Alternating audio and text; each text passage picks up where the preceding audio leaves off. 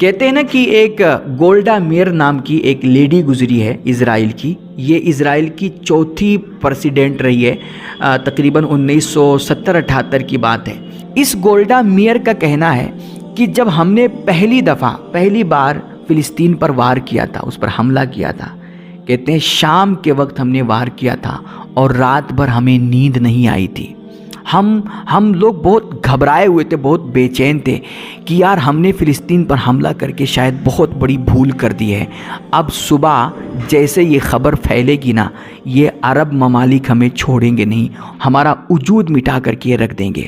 وہ Golda mayor کہتی ہے کہ ہم پوری رات نہیں سوئے اس ڈر سے, اس گھبراہٹ سے. لیکن کہتے ہیں جب صبح ہوئی نا تو ہر طرف سناٹا تھا, کہیں سے کوئی ایک لفظ مذمتی بیان بھی نہیں آیا تھا. کہتی ہے گولڈا میئر کہتی ہے کہ ہم خود حیران تھے کہ یہ ہو کیا رہا ہے. آخر مسلم حکمرانوں کو ہمارے حملے کی خبر نہیں ہوئی, یا پھر خبر ہو کر کے بھی انہوں نے کانوں میں روئی ٹھونس لی اور اپنی آنکھیں بند کر لی بے غیرتی کے ساتھ.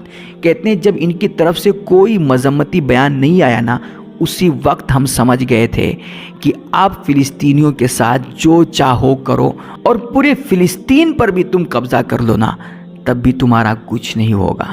اللہ اکبر کبیرہ. یہ اس وقت کی بات ہے. اور پھر دیکھو دن بدن اسرائیل کے حدود بڑھتے گئے اور فلسطینیوں کی زمینوں پر وہ قابض ہوتا گیا. آج تقریباً دنیا کے نقشے سے فلسطین کا نقشہ ہی ختم ہو گیا ہے. اس قدر بے غیرت ہیں ہمارے مسلم حکمران, اور اس قدر ہم مردہ دل اور بے حس ہو چکے ہیں. ابھی کچھ روز پہلے میں نے ایک تحریر پڑھی سوشل میڈیا پر, واٹس ایپ یا فیس بک پر کہیں, جس کا عنوان تھا صلاح الدین ایوبی کے نام فلسطینی بچوں کا کھلا خط.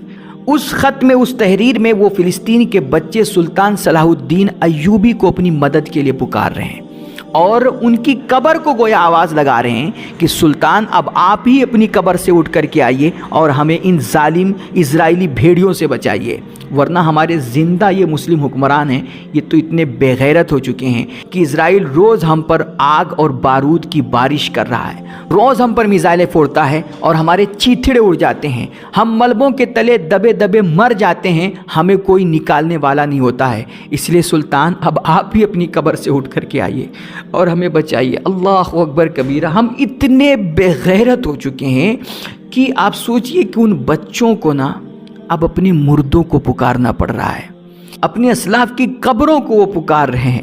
اللہ اکبر کبیرہ. میں کہتا ہوں ہماری آنے والی پیڑھی جو ہوگی نا, آنے والی جو نسل ہوگی, وہ یار ہمیں کس نام سے یاد کرے گی, کتنا بزدل ہمیں سمجھے گی کہ کتنے بے غیرت لوگ تھے کہ ان کے سامنے ان کے بچے گھٹ گھٹ کے مرتے رہے, تڑپ کر کے مرتے رہے, اور ان کی آہو بکا, ان کی چیخو پکار, یہ سب کچھ سنتے رہے, لیکن ان کے کان میں جوں تک نہ رینگی. ان کی بہنیں انہیں پکارتی رہیں اور ان کی فلسطین کی مائیں انہیں آواز دیتی رہیں اور وہ فریاد کرتی رہیں, لیکن اس وقت کے یہ 57 اسلامی ممالک کے کہے جانے والے بزدل حکمران ہاتھوں پہ ہاتھ رکھ کے بیٹھے رہے, اور ان کے اندر اسرائیل کا, امریکہ کا اور دنیا کا اتنا خوف سوار رہا کہ مائیں مرتی رہیں, مر گئیں, بہنوں کی عزتیں تار تار ہو گئیں, اور پورا شہر کا شہر تباہ ہو گیا, اور انہوں نے سوائے مذمتی بیان کے اور کوئی ایکشن نہ لیا. اللہ اکبر. یہ وہی وقت ہے میرے بھائی جس کے بارے میں اللہ کے نبی علیہ الصلوۃ والتسلیم نے اپنے صحابہ کو بتایا تھا. یہ صحابہ ایک وقت آنے والا ہے کہ جب مجھے اندیشہ ہے کہ پوری دنیا کی قومیں تم پر ٹوٹ پڑیں گی. جیسے دسترخوان پہ مرغوب غذا دیکھ کر کے بھوکے ٹوٹ پڑتے ہیں, ایسے ساری دنیا تمہیں ایک مرغوب غذا سمجھ لے گی. کبھی امریکہ تم پر حملہ کرے گا, کبھی اسرائیل تم پر حملہ کرے گا, پوری دنیا تمہارے پیچھے پڑ جائے گی ہاتھ دھو کر کے. صحابہ گھبرا گئے, پوچھا یا رسول اللہ کیا یہ اس وجہ سے ہوگا کہ اس وقت ہماری تعداد بہت کم ہوگی, ہم بہت تھوڑے ہوں گے؟ حضور نے فرمایا نہیں, تعداد تمہاری بہت ہوگی, تم اربوں خربوں میں ہوگے, لیکن اس وقت تمہاری حیثیت صرف سیلاب کے اوپر ایک جھاگ کی طرح رہے گی. تم سیلاب کے جھاگ کی طرح بے حیثیت ہو کر کے رہ جاؤ گے. نہ تمہارا دشمنوں کے اوپر کچھ خوف ہوگا اور نہ ان کے دل میں کچھ روب ہوگا. پوچھا گیا یا رسول اللہ ایسا کیوں ہوگا؟ حضور نے فرمایا تمہارے اندر ایک بیماری پیدا ہو جائے گی جس کا نام وہن ہے.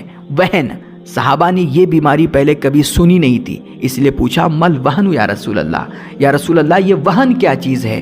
حضور نے فرمایا حب الدنیا و کراہیت الموت، یعنی تمہارے دل و دماغ پر دنیا سوار ہو جائے گی اور تم موت کو ناپسند کرنے لگ جاؤ گے، موت سے ڈرنے لگ جاؤ گے، پھر تم ظلم دیکھو گے، زیادتی دیکھو گے، آتنک دیکھو گے، تمہارے بھائیوں کی، تمہارے بہنوں کے خون کی ندیاں بہا دی جائیں گی، ان کے چیتھڑے اڑا دیے جائیں گے، شہر کا شہر تباہ کر دیا جائے گا، لیکن تم موت کے ڈر سے کوئی ایکشن نہیں لے پاؤ گے۔